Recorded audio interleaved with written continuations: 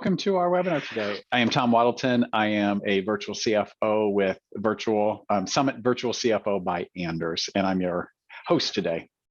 Gene, if you want to go ahead and show the initial slides. Today, we're talking about delivering financial information to non-accountants, something I'm guessing a lot of us do quite a bit. Maybe think about how we do it. We've probably gotten into a routine of doing it, and Gene is going to give us maybe a different way of thinking about doing that today. So before we get going, if we jump to the next slide, a few administrative things for today. So a 1 credit hour class, and we do need people to attend all 50 minutes. 3 poll questions. I probably won't announce when those are launched, but we need people to answer all 3 of those poll questions. If you do that, we will send out the CPA certificates kind of within the next week timeframe. So very important today, we have a question function. We would love to get questions and make this as interactive as we can. As you can imagine, we don't have everyone speaking to us, so that's a little bit hard for us to handle, but we will watch that closely, and I'll monitor that and try to get as many of those questions answered during the session.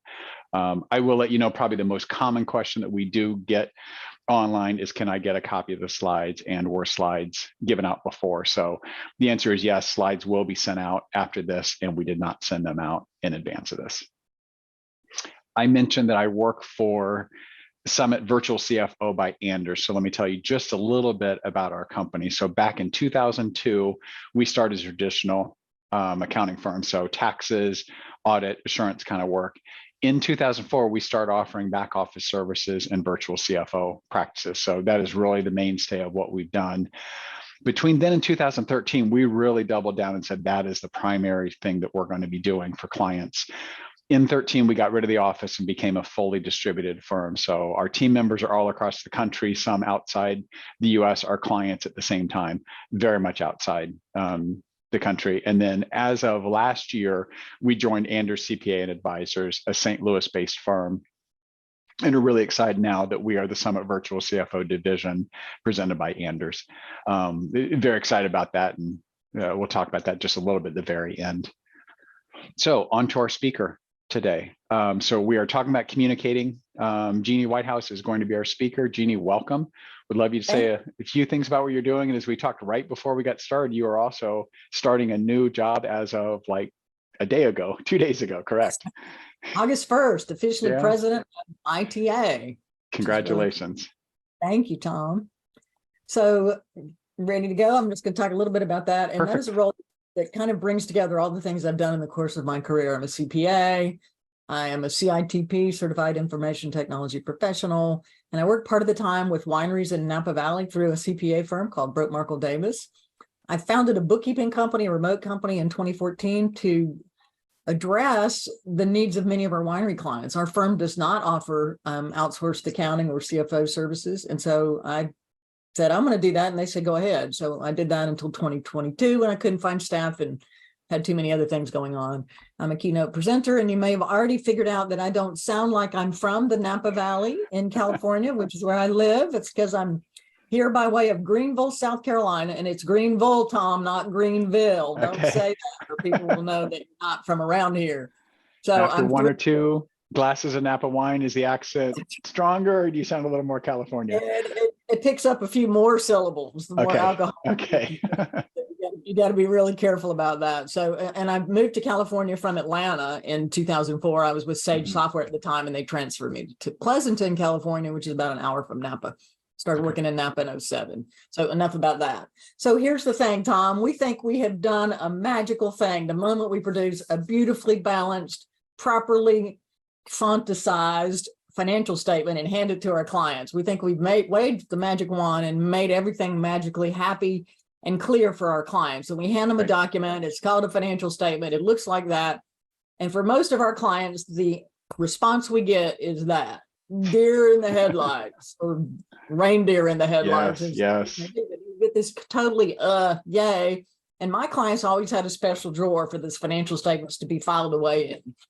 The tax returns went in a different drawer, and that was the extent of it. And if we were lucky, they were at least awake. Most of my clients, by the time I started talking about financial statements, were snoring. We bored them to death. They didn't see the relevance of that information. And that, to me, was heartbreaking. Yeah. And the worst thing, so I was in accounting. I started with Deloitte. I was in tax. And I spent 15 years doing various things in accounting, ended up in a smaller firm where I had built a technology consulting practice around Peachtree accounting.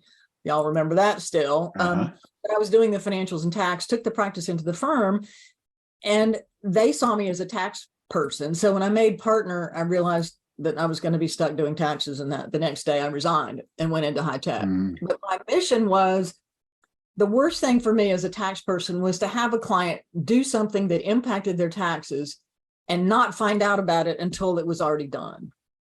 And it was the problem with doing that, having this inability to solve it after the fact, was just horrible, because they would owe a bunch of tax, and if they'd called me, I could have prevented that. And so that was one of the driving forces that made me go out in search of tools to help make that better for us as a profession. And also to help elevate the accountants who are so good at what they do, because I always struggled to not be as good as everybody else. I kept looking around going, these people are better at this than I am. They naturally have abilities that they apply, and I depended on them to review the tax work that I prepared. I made a lot of mistakes.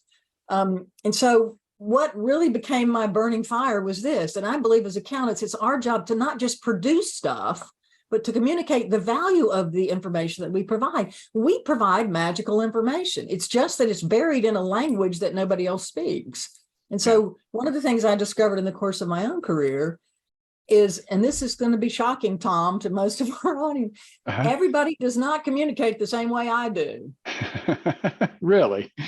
Shocking. What a thing to figure out after a bunch of years doing accounting work. And so if we want to succeed as accountants, we've got to find a way to translate the information we have in a way that our audience can receive it. And by audience, I mean the client who's sitting across from us. And so if we want to elevate our value as a profession of people that are doing numbers, we've got to tailor the way we communicate to that audience. And it's going to vary based on where your client is, who you're dealing with inside a client. And we have to take some of the focus off this 100% accuracy focus that we are wired with as accountants, and shift to, what do they need? And most owners, and I've met with, and Tom, I know you know this from working with clients, it doesn't have to be 100% right. What do you think, Tom, if I said as an owner, would you rather have it 100% right 6 weeks from now, or kind of right, 90% accurate today? What do you think they would answer? Oh, today. If it helps me run my business, of course I want it today. I don't have time to wait for you to do the bank rec before I go out and make a decision. I've got to get it done. And so we have this wiring that says accurate, accurate, accurate, and the owners oftentimes are wired differently. So that's what I want to talk about first, is how do people communicate in a different way? And I see you've got a financial statement poll up. So I do, and we're almost done with, actually everyone has answered that. So let me go ahead and show you how many people are reviewing, and it's pretty much, well, go ahead and share the results. All right. Okay. So 1 to 5 times meeting with clients. That's great. Between one, at least we have one. And that's per month. And some people are meeting more than 10 times. Good for you. Yeah, that must be that you're calling them up and asking them for stuff because they never provide their information on time. It's one of our challenges. It's one of our challenges.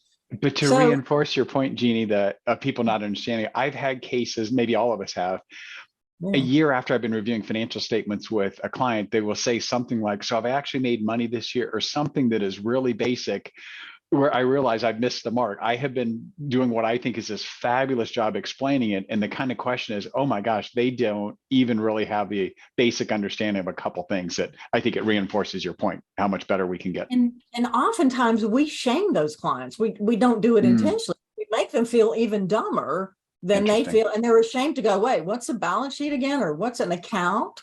Or what's an asset? And somehow these clients are supposed to have gleaned that knowledge over the course of their advancement. Right. And they don't. Nobody ever takes the time to educate them. So here's the basic premise. And this is a tool that I discovered, and I can't remember how long ago, but I think somewhere around 2000, after having left the CPA firm as partner. So 15 years of communicating the way I like to be communicated with. There's a science of DISC, which is D-I-S-C, and we'll talk about what that stands for. The cool thing about this for us as accountants is it is observable. So I don't have to go give one of my clients a test in order to figure out how to modify the way I communicate. So that's why we use it. For me, this is the core premise if you want to be an advisor. You have to first understand, how am I going to connect with this person on the other side of the table in a way that works for them? And so DISC, it measures, it's connected to behavior and emotions, and it's observable, it's neutral. There's no right answer.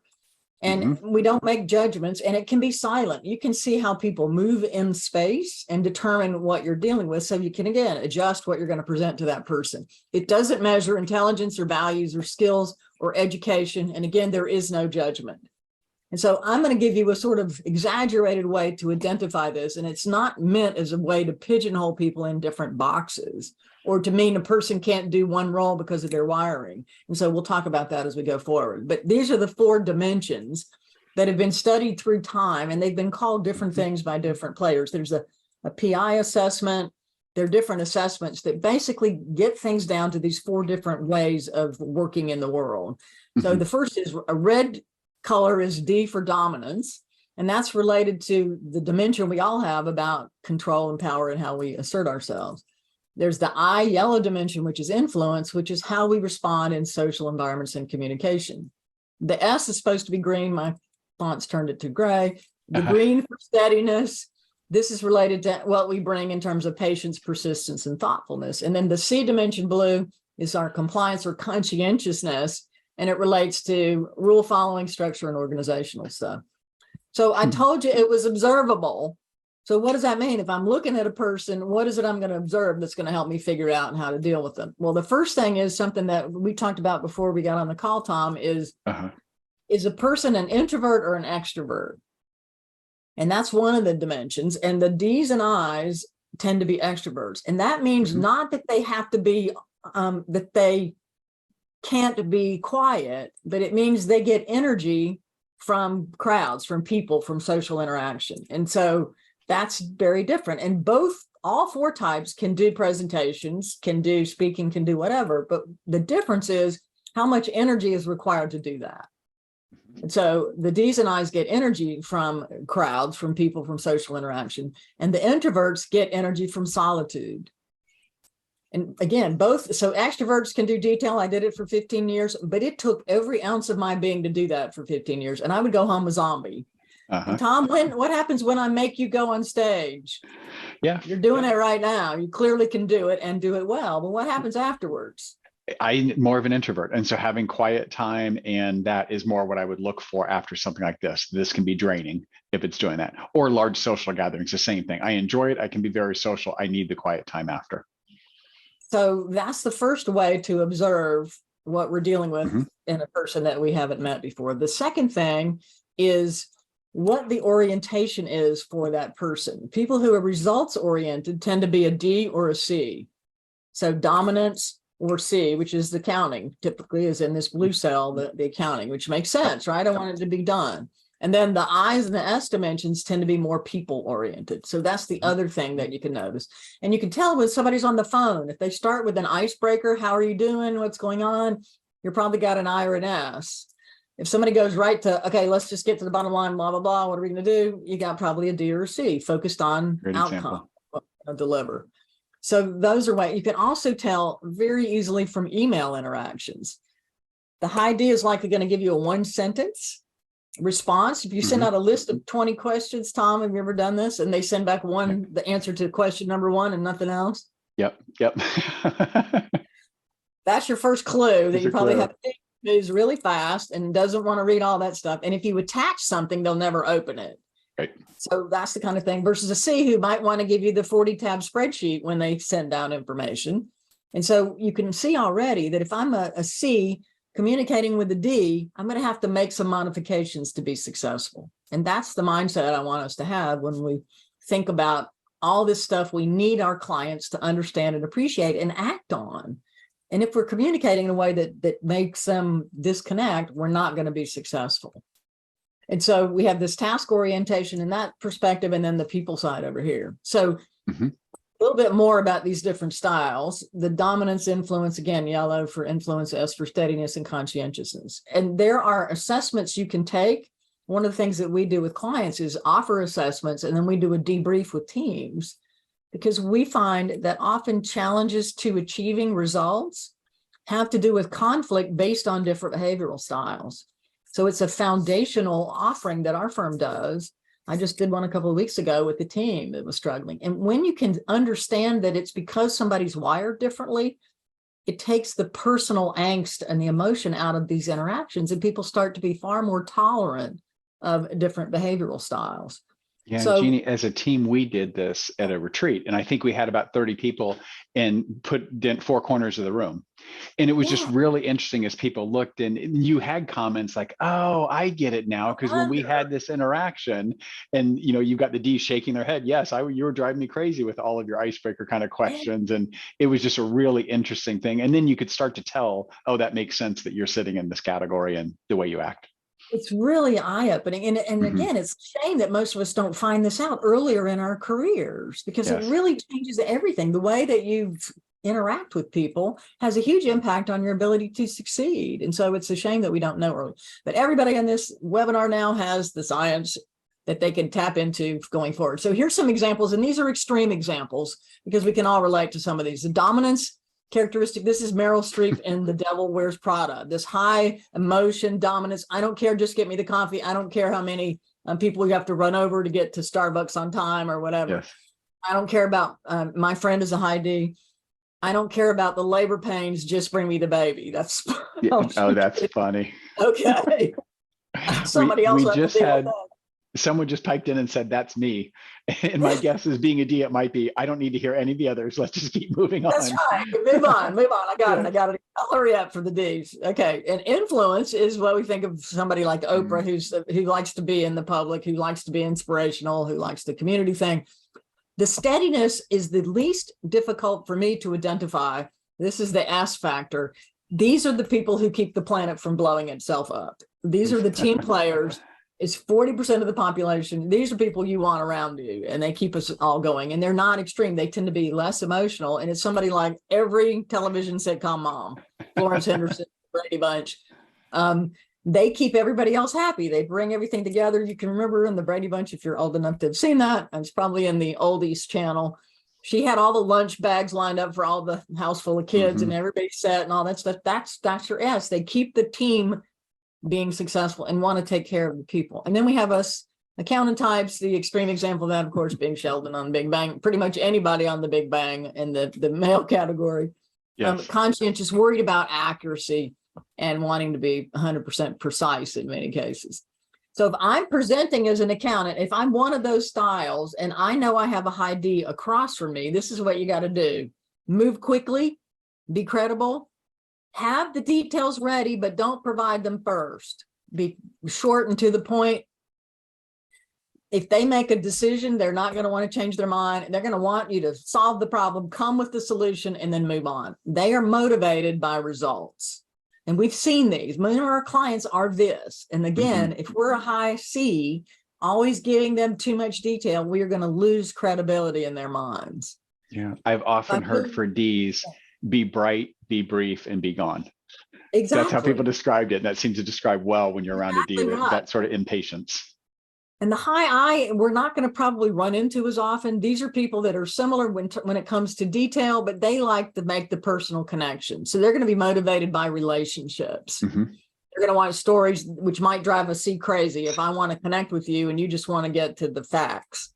So it's something to consider. And S, you're going to see in lots of different roles. They want proof.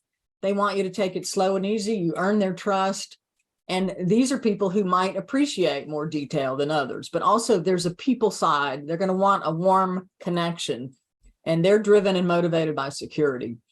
The high C's, which is the bulk of traditional accountants, and I think the accounting profession is changing. What do you think, Tom? I'm not seeing a bunch of 100% totally C's coming into the profession anymore. I think that you're right. Now, the practice that we're in isn't quite as much on the assurance and tax side, so maybe I'm not seeing as much. But yes, I think it feels like there's more diversity coming into the profession.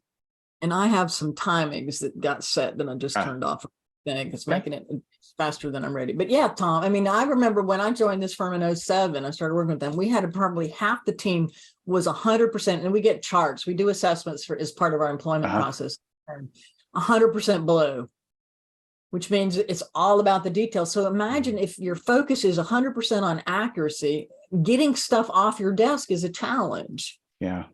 So what we're seeing now is a whole combination of different attributes that temper some of that need for accuracy and allow us to have more client interaction and other things. And again, as we go into advisory, we need more dimensional aspects in order to be successful. That doesn't mean these skills aren't still highly valuable. So if I'm a C communicating with a C, then I know how to communicate, and that works great. So if I'm the accountant communicating with another internal accountant, I probably am going to be successful. But if I'm taking that same data and sharing it with the owner, it's not going to be received in the same way and probably never opened. So we need proof. They need more time to digest information, and they don't want people to rush through their information. So where might I see these behavioral styles? The high D you're going to see in CEOs, and this doesn't mean that any behavioral style can't do these roles, but the ones we hear about, the ones in the press, are high Ds. They're the ones who like the press. And an example from The Avengers, which is one of my favorite series, is Tony Stark, Iron Man. He talks really fast, he moves fast, he doesn't care who he has to run over to get to the outcome. In the same series, the high I would be Peter Quill. He usually shows up at the end of the battle with a boombox, and he has a whole posse of people that he's hanging out with. That's high behavioral style. The S's, these are the people, again, keeping everybody straight. You might see them in an HR role. The I's you typically see in sales and marketing, which is accountants. We don't always interact with those I's. We're probably more likely to see the S's in HR, those team players, those people-oriented folks. And in The Avengers, it's Maria Hill. She's back in the control center. There's like a bunch of computer screens around her. She's got the clipboard. She's making sure everybody else gets what they need to be successful. And then the high C is Bruce Banner before he turns into the Incredible Hulk. Has a very different approach to problem solving than Tony Stark. They often go to war against how they're going to achieve something. Bruce wanting to do it the right way, Tony wanting to do it in the fastest way. And so they eventually come to conclusion and work something out after a whole bunch of drama on screen. So that's what we're thinking of. So think about those. And again, those are extreme examples, but can help you get more your head around these different behavioral styles. This is a tool for you that we'll provide with the slide deck. This is how to change your communication style to reach a different behavior. So if I'm dealing with a D, it says be clear, specific, and brief, stick to business, and have everything that all the supporting stuff that you need to be comfortable in a well-organized package. These are things you might do that cause tension, things like appearing unorganized or talking about stuff that doesn't relate to the issue. So don't tell me about your kids, tell me if I'm making money or not. Here's what you do for these other styles. And I see you put up a poll, Tom. Yeah, we're getting close. We're at about 80%. So I need people to answer that before I close that down. So I want you to think about exactly what you're asking there. Who do you think we're working with most of the time? And I would say, let's see what the answers come up with. Most of the clients in my space, and I'm in Napa Valley winery country. And so it's typically business owners who've been successful in some big corporation, come into the Valley and buy a winery, and they're running the winery. So they're fast movers. They've invested a bunch of money. They don't have a bunch of time. Just give me the baby. Just tell me the bottom line and don't waste my time. Now, there are also high Cs that are also in CEO roles. And again, we don't hear about those people. People like the Cook, who I think took over Apple, or am I getting him confused with the Intuit guy? But a low-key, very different CEO than we had with Steve Jobs. Steve being a high D, they brought in a high C because as the company matures, we need a different set of skills. We need more thoughtful, we need more details, all of those things.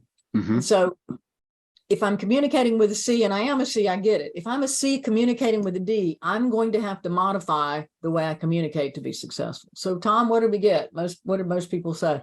Yeah. So you can see how, like you thought, dominance, and then fairly shared across the other three from what people thought. So I think it's very much what you described. Yeah, so often we're communicating with other accountants. In those cases, we're probably the most successful if we ourselves are Cs. As an I, have spent 20 years communicating to accountants, and I've had to take that into account. I need to provide detailed handouts. I can't mess up the order of my slides if I give you a handout in advance, because you'll rank me badly as a speaker because it's not organized well enough for you. I learned that early on. So there's the polling question. So, okay, if you understand, you've got the base layer of understanding now, what do you do with this information?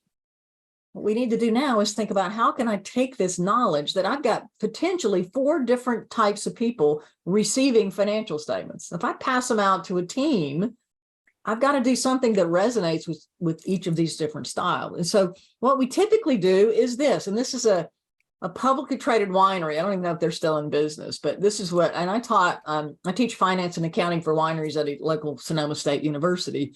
And I teach non-accountants how to understand financial concepts. And we use this as a case study, this company called Truett Hurst. And because it's the only publicly traded, or one or few publicly traded winery companies.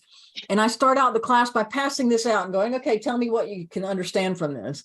And you should see the deer in the headlights faces, Tom. I mean, they're like, I don't know. I don't know. And this one has also got, it's got some stuff below the bottom line. So there's some other confusing things. So I said, okay, tell me what you can do. So this is what we typically pass out to people and expect them to go, yay, we love you. This is so meaningful. Mm-hmm. This is useful to a high C potentially, another accountant, right? But for a normal person, does this help me run my business?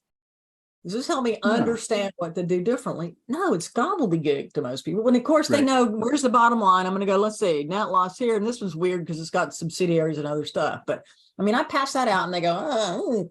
And I said, this is what normal accounting is to most people. Complete gibberish.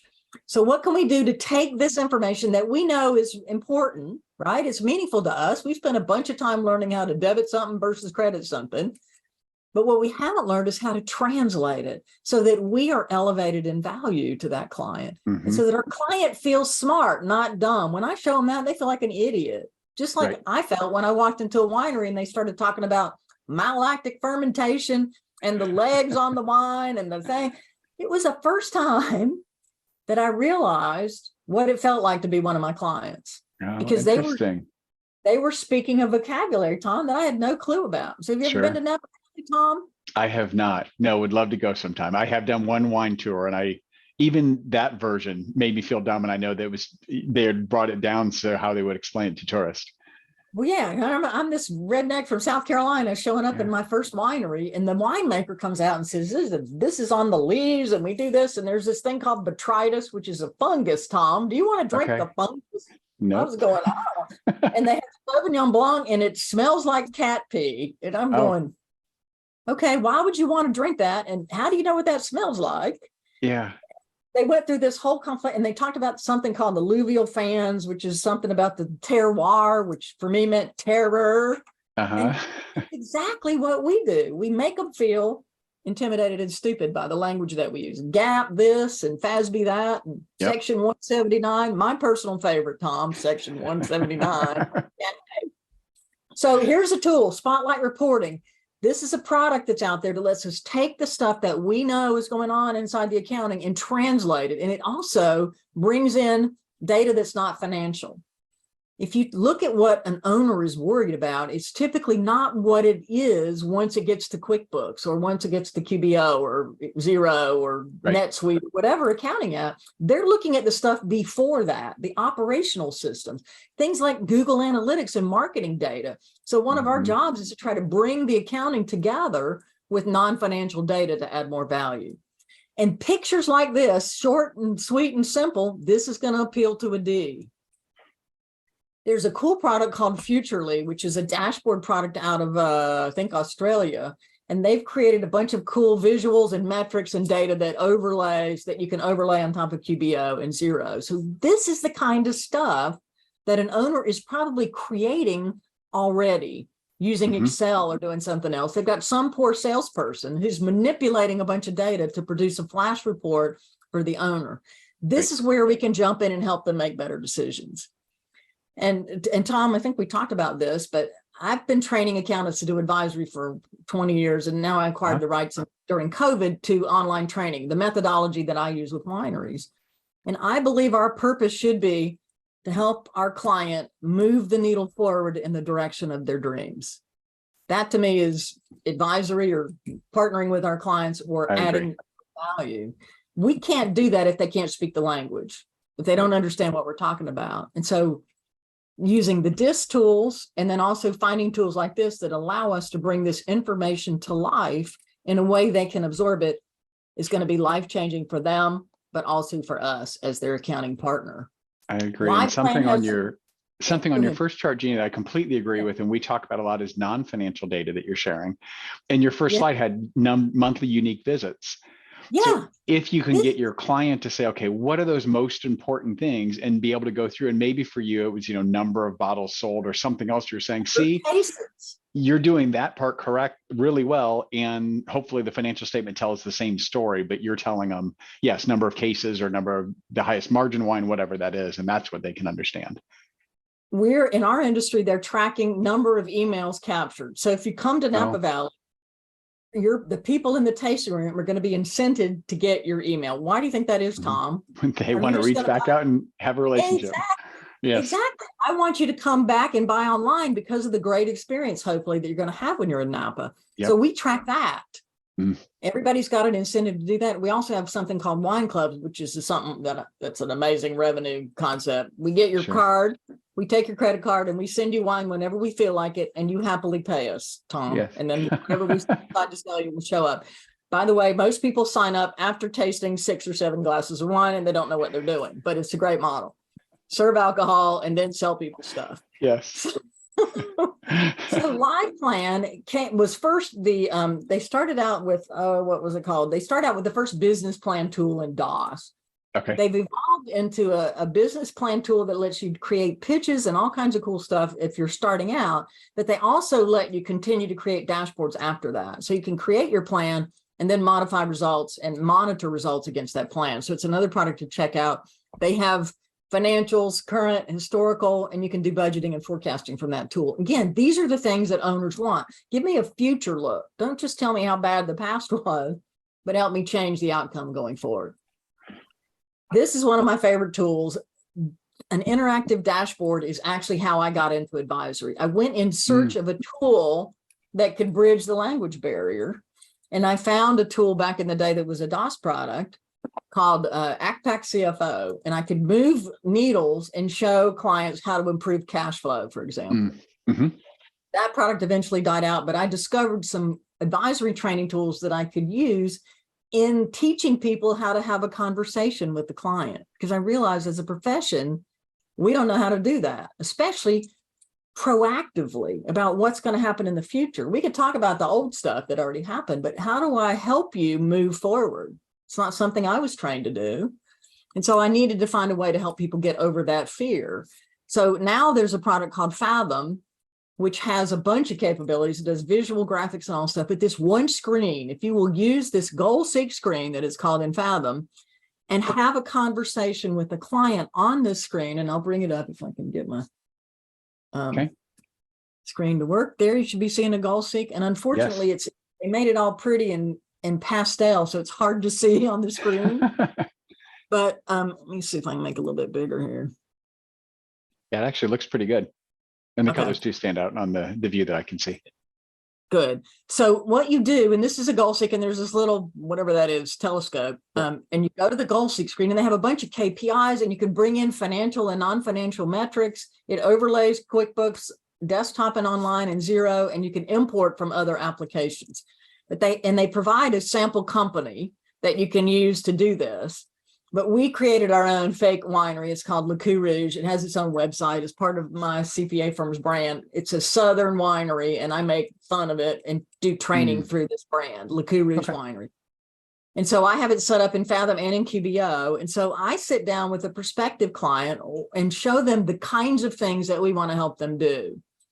And so what we talk about is you can choose your financial goal. And most of my clients, and I'm sure Tom in your world is the same, they want more cash, right? Yep. Their biggest challenge.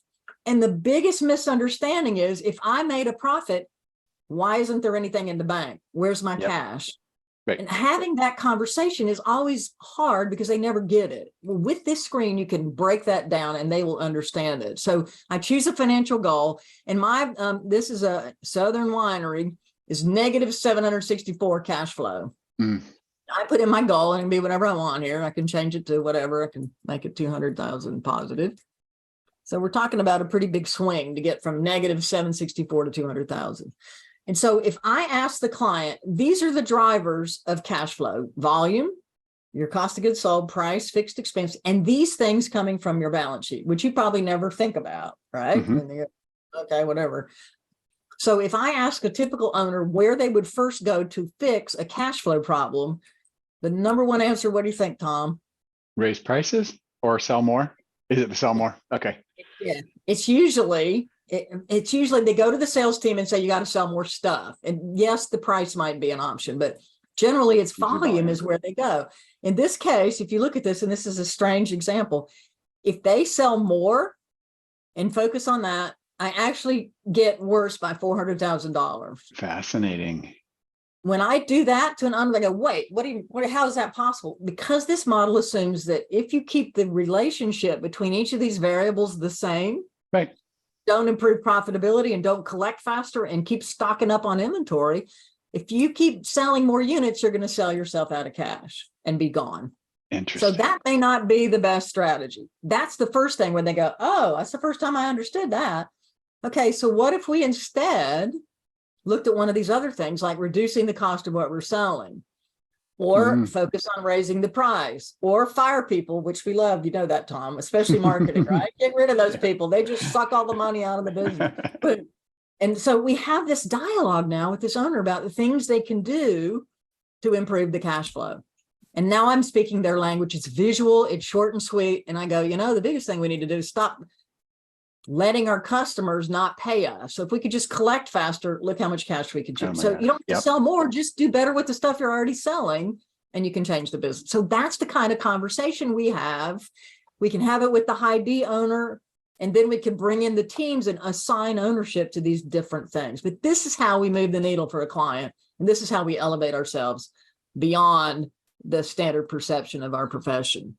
And so I would guess, Geni, you get really excited as soon as the client starts saying, well, what would happen if I did this, where they're asking you to move the needle, and all of a sudden you've got an engaged client. And you get the people in the room to go, how much of an improvement in price do you think is possible? And then you move it 2%. Is that enough? Okay. And then what are the strategies you might come up with to do that? And then we had this whole conversation around that where we engage the entire team. So that's just one possible tool, that one screen. If you will use that with clients, you will blow their minds. Yep. Live Flow, another really cool tool that's come out that actually has an integration to QuickBooks Data Live. So you can download spreadsheet information, create graphics like this, and then update it every month. So you're not having to recreate things over and over again. This one has really come on strong recently. A lot of people are using this. I see that you have another poll up. I do, yes, around use of dashboards. Fantastic. Sift Analytics is a great new player also. It's probably been around a lot longer, but I mean, they've really got great forecasting tools, and they do another cool thing, which is not just pull in financial data, but also pull data out of the sales modules in the accounting app. So now I have sales data, metrics, customer insights that are coming in addition to the financial data. Fathom starts the conversation with only financial data. So Fathom natively brings in the financial module from QuickBooks, but you can bring in non-financial things like cases and square footage and all that and do ratio development. But if I want to look at the sales data, then something like Sift is going to bring that data in as well as the financial data. So you can get deeper into some of the conversations. And then there's Giraffe, which is a very comprehensive dashboard tool. You can do all kinds of stuff. The trade-off is complexity and learning it. So for me, it's really capable of doing a whole bunch of stuff, but it takes longer for me to learn it. Fathom, you can pick it up and just go really quickly and do really cool stuff. Fathom is the only one with that interactive nature, which is why I love it. That's why I use it. We are really big Giraffe users. I use Giraffe a lot, and I would agree. There's a steep learning curve, and the company will help you. But at the very beginning, it's kind of hard to put together your first forecasts and things. Once you're there, it's good, but it's a little steep at the beginning. Yeah, and also if you've got somebody who can do those over and over again. The problem for me is I do one, and then 9 months later I do a second one, and then I've lost the learning. So I'm relearning a lot. Amazing capabilities. They can do all kinds of custom stuff. So it's a great product as well. Product called PeerView that's designed for forecasting capabilities. It has some cool, and I like slider things Tom. So this one has sliders, and you can change things on this too. This is the only other tool I've seen that has this interactive nature where I can change numbers and see the impact. This is an example of a custom scorecard that our firm has created for wineries, where we actually give these high Ds this one report that lets them compare themselves to other people in our 30-mile geographical area that is Napa Valley.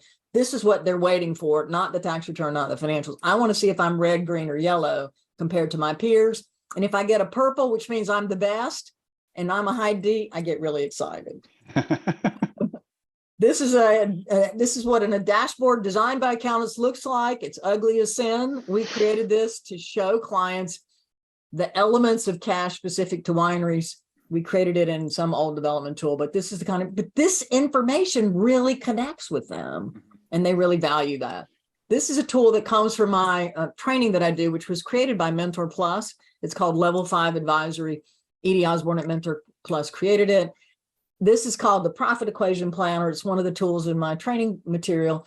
This is an interactive training tool for the frontline workers in a winery. This is where we break it down to the level of the employee and show them how they can move the needle on the business. So another interactive tool, you see it has an incremental change column. And again, graphics designed by Nerdy Me, the accountant. Yes. I fill in changes down here and I see the revenue move up above. And then the teams go, oh, I just need to sell one more bottle to Tom every time he comes to my winery. I know how to do that. I can make Tom buy more. And then the ideas come, and then the team is engaged in achieving the financial objectives. But you also have to understand how they're wired so that you can translate the communication to them. Yeah. If you don't ask this one question, where do you go to see if your business is on track? You will change everything for your client. And then based on that, our job as accountants is to go wherever that is. And in my industry, it's often operational data that they're looking for. And I'm going to show you another example of that. I love that question. Yeah, that one question. Yeah. Because we don't ask that. We think they're going to the financial statements. Yep. And it's not. It's something like this. So our clients in the wine industry, the point of sale system or the e-commerce solution, they're typically the same, is where the critical sales data is. Hopefully I haven't lost my login. There we go. You got to love Windows security. They've added so many steps. I got to put 500 pieces of data in. Come on. Oh, great. My account's been disabled. Oh, bummer. So Analytics is a dashboard tool that overlays their point of sale system. And we have two main in the wine industry, which is one of the things you as an advisor need to find out. What operational systems are important for you in running your business? Because that's going to be the answer to where do I go to see if my business is on track? Where do you go? So in our case, we found out that point of sale systems were the critical data. How much did I sell today? How much did I ship today? How much did my customers buy? How much wine do I have left to sell? And so I went in search of analytics for that. And so analytics is one of the solutions that I found that overlays that point of sale software and brings up data in a way that those salespeople can actually translate it. And the owner can see immediately how much we've sold, how much inventory we have left, who's buying what, and then modify the behaviors that they take in the business. And also the sales team can go in and modify what they're doing. So the challenge that we accountants have, and you're seeing my Fathom screen again. Yep. Right, Tom? The challenge that I had, and again, I found a dashboard that was in the DOS environment and had this similar functionality with moving the needle on things. And I went around to sell this to accountants. And for me, this was nirvana. Here's a thing I can use to talk to normal people, right? Right. And I can show them stuff, and then I'm going to be a big hero. And I would go to other accountants and say, here's what you need to do this interactive thing, have a conversation with clients. And the number one response I would get is, can't I just send them a report? Oh, the C on the disc scale accountants, right? Yeah. So they're like, I don't want to talk to them. I mean, wait a minute. Right. You need to have the conversation because the report's going to be put in the same drawer with all the other stuff. And there's a product called Profit Sense. Tom, have you seen that one? We use that, yes. Yeah, which creates a really cool report. But if I print out a 50-page report and send that to a client, it's the same kind of overwhelmment. Correct. Yeah.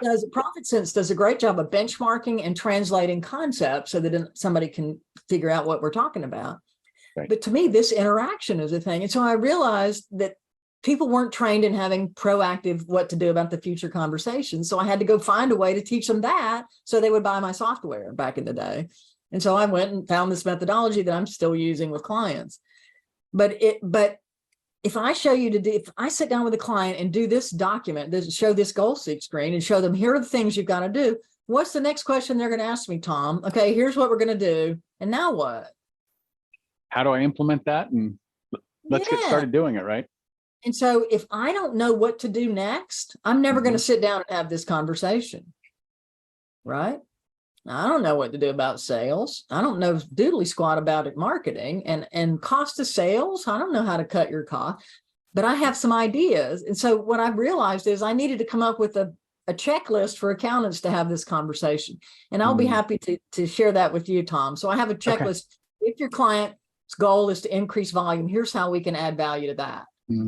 If your client's goal is to reduce cost of sales, here's some things you as the external advisor can do to help them figure that out, so that you come to the conversation armed with something that you can look at to give you the confidence to have this discussion.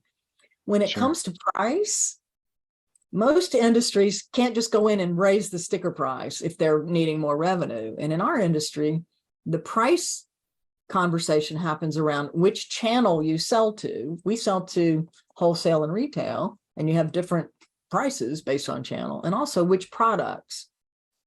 So we can help our clients evaluate the product mix and then use that profit equation planner kind of a tool to see what happens if I change the mix.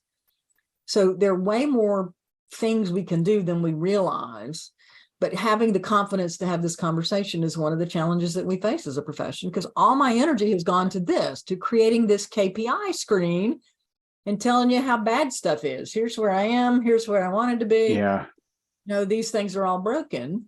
And worrying about the precision, as you said before, right? Not the story. I'm going to make sure that I's are dotted, T's are crossed, and there are decimals on every number. It's 100% accurate. The beauty of these dashboard tools is I can get it my way if I need it. I can go run a report and I can see the financials presented the way that I'm used to seeing them. Here's a monthly performance report. But I can also put in graphs and charts for the client so they can translate it to whatever behavioral style they have. So there's an executive summary, and this Fathom has this built in. It also has forecasting. And you see, here's my, there's a commentary, and I just made this up. Bobby didn't do his job. It's not my fault. We had a bad month because of Bobby. And then this is one of the ways CEOs love this view. I hate that. I don't like circles. How about you, Tom? Do you like circles or charts? This doesn't appeal to me, no. At all. I like that. Means that's just confusing and a bunch of chaos. CEOs love it. These. It's like it's in their version. Yeah. But they don't like all these red X's. They get really uptight and yell at somebody if there are too many red X's. So you got it, but you're giving them fodder. But this is the cool thing. I can get it in their way, my way. I can do a standard financial statement and all this stuff. And again, this is like what Profit Sense is doing, breaking information down in a way that's relevant. And you decide who's my audience. Is this going to the board and see, here's the good stuff, a chart. I like this. And some funky graphs that, scare me because there's things moving all over. But this is the key for us is to find a tool that we're comfortable with that gives us the assurance that the numbers behind it are accurate, but also displays it in a way that reaches all those different audiences. I agree. And once set, it takes some time to set up. Once done, the monthly process is not that hard because you figure out how to make sure that it flows and it's telling what you want in there. And Geni, we have about 2 minutes left. I know you're getting close to your closing area. Yeah. And I mean, but this is the opportunity we have right now. There are so many amazing tools. I mean, I shared a bunch of them that can help you bridge that conversation gap. You don't have to reinvent things. And again, the beauty is just overlaying the accounting software. The challenge for us, though, is I won't do the overlay until everything is 100% accurate, right, Tom? I'm back in this bucket. I can get whatever technology I want. But if I'm afraid to show it before I know it's 100% reconciled, then I'm going to take too long to share it. Yes. Part of what we have to be comfortable with is having a conversation around inaccurate information sometimes. And if I show, if I pull up this goal seek and say, well, it's your accounts receivable or your cost of goods that is the problem, and they go, well, that doesn't sound right, then we have a basis for talking about the financial information at a deeper level. Right. So it's useful, even if it's not final. Yes. Yeah, Open I agree. You mind. can still help with the story and what they want to do. And to your point about having ideas to how to improve their sales, I think that's a great approach. At the same time, I've gotten comfortable telling my clients, I'm not the expert. What I can tell you is your pipeline is not nearly big enough. How are we going to attract this? And you shouldn't look to me as being your marketing expert. I can give you some ideas, but I can point to that. We have an expectation that we must be the expert in everything in order to talk about it. Right. And relieving ourselves of that responsibility is the greatest challenge that we have, I think, to remove that from our mind. I'm not going to swoop in a winery ever and be the expert. Right. I can help them document what they already know, and I can bring in different questions that help them feel smarter. And that's when my value goes up. And Yes, clearly, if I tried to come in and prove that I was an expert in wineries, it would not work. I mean, I don't sound like I'm an expert in anything, especially wine. And my Franzia in a box experience did not serve me well in Napa Valley. Sure. Yeah. No, I think your expertise in financial storytelling can stand on its own. Yeah. And asking dumb questions is part of what I bring to bear. And not afraid to ask us. It's one of the reasons that I created this fake winery that's the Southern winery, because I embraced who I am and said, I'm just a dumb old Southerner. What do I know about wine? And these are the things I've seen in wineries that I'm going to help you understand in a different way. Yeah. So at the end of the day, if we can tailor our messages for different audiences, we're not going to have the deer in the headlights look. Instead, we're going to have love, reindeer love for what it is that we do as accountants. And we're going to have a way more fun and also be able to have a huge impact in the lives of our clients and their teams. So that back to you. That is great. So we have one question. I'll give you a minute to answer this. So from Patrick, and I love the way he ends this. He says, I might be a C or D, but how do we know what someone else's style is? And then he says, yep, I realize this question screams C. So if they haven't taken the assessment, any quick tips for trying to diagnose someone before you try and tailor?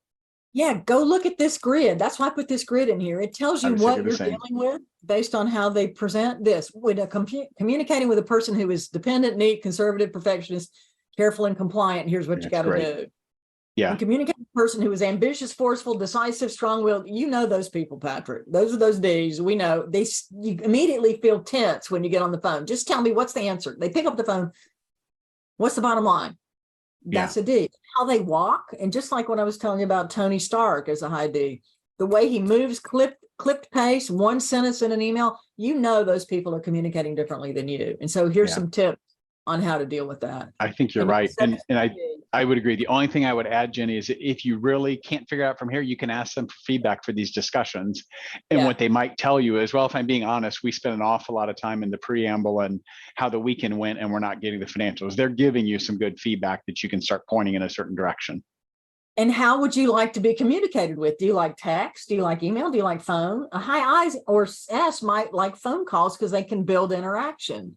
Yes. So that'll give you clues as well. Also, where they sit. Yeah. The D is going to be across from you. They want to eye to eye. The C is going to be across from you because they want to see if they can trust you. The I is going to be close to you, next to you on the same side. And the C is going to be as far away from you as they can get generally. The S is going to be where they can see what everybody around the table is doing. So all kinds of clues like that that'll help you figure that out. That's great. Why don't we jump to the closing slide? And Geni, thank you very much. And people have asked slides. Yes, they'll be coming out. We've done the poll questions, all of that. If people want to continue interacting with us, people want to keep learning. We have the Modern CPA Success Show that I'm one of the hosts of that and would love. We've got great topics, including things like this on here that people can learn more about these kind of topics. If you want to be a little bit more interactive, we do have a Slack channel, the VCFO Slack channel. We've got a promotion code that people can join this. So if you want to interact with other accountants on here and you can see some of the channels there, we'd encourage people to take that 1 month free to do that. I mentioned virtual CFO services, and Geni talked a lot about advisory services, advising clients. So we have a class to teach people how to be a virtual CFO. 24 credits. It's a fairly intensive class, but you'll get everything that we describe, everything we do, our pricing module, everything. comes with consulting along with it, as long as free Slack channel and weekly fireside chat meetings where you can check in with people and see how they're doing. And finally, if you'd say, I'd love to do on my own, but I'd rather just join you guys, final slide is a way that if you want to check out careers with the Anders team, the Summit Virtual CFO by Anders, you can. Those are all a quick summaries. Geni, thank you very much. This is really helpful to go through and a good reminder of how we all need to be tailoring our communications, work with people. I really appreciate you doing that with us today. Thank you, Tom. It's my pleasure. And thank you for all the great work and all the great offerings that you have to help people figure this out.